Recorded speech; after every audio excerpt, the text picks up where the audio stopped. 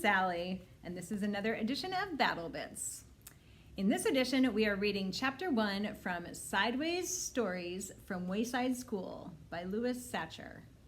And I'm also going to read the introduction. It's pretty short, but I think it's important. So this is the introduction and Chapter 1 of Sideways Stories from Wayside School.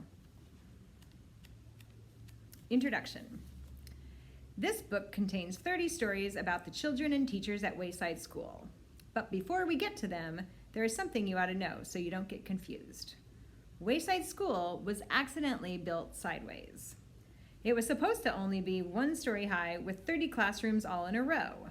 Instead, it is 30 stories high with 1 classroom on each story. The builder said he was very sorry. The children at Wayside like having a sideways school. They have an extra large playground. The children and teachers described in this book all go to class on the top floor. So there are 30 stories from the 30th story of Wayside School. It has been said that these stories are strange and silly. That is probably true. However, when I told stories about you to the children at Wayside, they thought you were strange and silly. That is probably also true. Chapter 1, Mrs. Gorf. Mrs. Gorf had a long tongue and pointed ears. She was the meanest teacher in Wayside School. She taught the children on the 30th story. If you children are bad, she warned, or if you answer a problem wrong, I'll wiggle my ears, stick out my tongue, and turn you into apples. Mrs. Gorf didn't like children, but she loved apples. Joe couldn't add. He couldn't even count. But he knew that if he answered a problem wrong, he would be turned into an apple. So he copied from John. He didn't like to cheat, but Mrs. Gorf had never taught him how to add. One day, Mrs. Gorf caught Joe copying John's paper. She wiggled her ears, first her right one, then her left one, stuck out her tongue, and turned Joe into an apple. Then she turned John into an apple for letting Joe cheat. "Hey, that isn't fair," said Todd. "John was only trying to help a friend." Mrs. Gorf wiggled her ears, first the right one, then her left, stuck out her tongue, and turned Todd into an apple.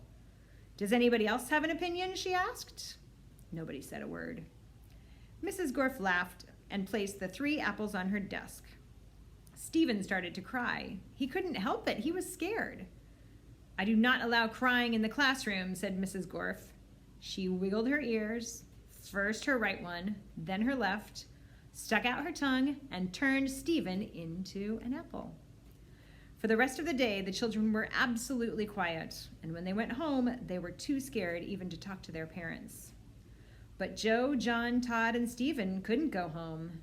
Mrs. Gorf just left them on her desk. They were able to talk to each other, but they didn't have much to say. Their parents were very worried. They didn't know where their children were. Nobody seemed to know. The next day, Kathy was late for school. As soon as she walked in, Mrs. Gorf turned her into an apple. Paul sneezed during class. He was turned into an apple. Nancy said, "God bless you," when Paul sneezed.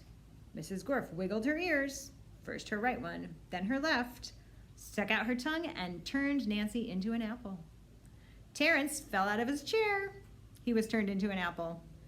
Mauricia tried to run away. She was halfway to the door as Mrs. Gorf's right ear began to wiggle. When she reached the door, Mrs. Gorf's left ear wiggled. Mauricia opened the door and had 1 foot outside when Mrs. Gorf stuck out her tongue. Mauricia became an apple. Mrs. Gorf picked up the apple from the floor and put it on her desk with the others. Then a funny thing happened. Mrs. Gorf turned around and fell over a piece of chalk. The 3 Erics laughed. They were turned into apples. Mrs. Gorf had a dozen apples on her desk. Joe, John, Todd, Stephen, Kathy, Paul, Nancy, Terrence, Mauricia, and the 3 Erics, Eric Fry, Eric Bacon, and Eric Ovens. Louis, the yard teacher, walked into the classroom. He had missed the children at recess. He had heard that Mrs. Gorf was a mean teacher, so he came up to investigate. He saw the 12 apples on Mrs. Gorf's desk. "I must be wrong," he thought. "She must be a good teacher if so many children bring her apples."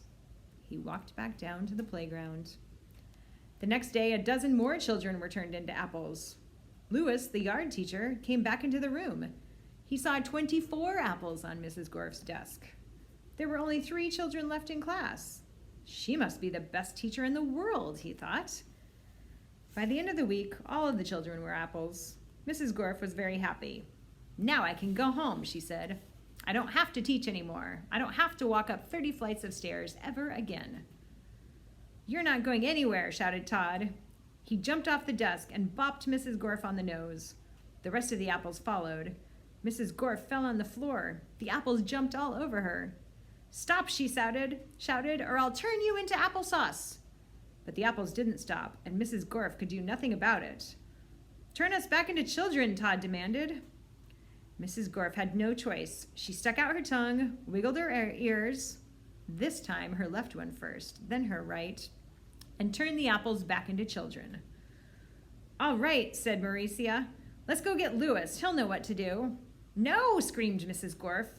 I'll turn you back into apples. She wiggled her ears, first her right one, then her left, and stuck out her tongue. But Jenny held up a mirror, and Mrs. Gorf turned herself into an apple. The children didn't know what to do. They didn't have a teacher. Even though Mrs. Gorf was mean, they didn't think it was right to leave her as an apple. But none of them knew how to wiggle their ears. Louis, the yard teacher, walked in.